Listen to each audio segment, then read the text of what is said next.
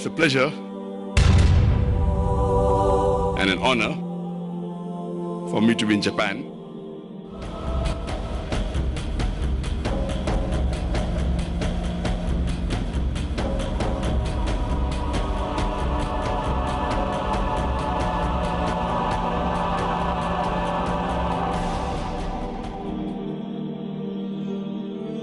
The first atomic bomb that was dropped here.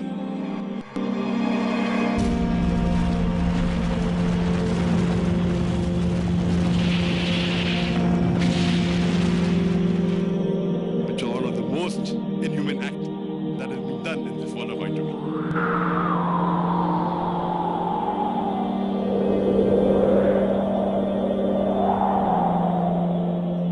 Allah says that if anyone kills any other human being, unless it be for murder or for spreading corruption in the land, it is as though he has killed the whole of humanity.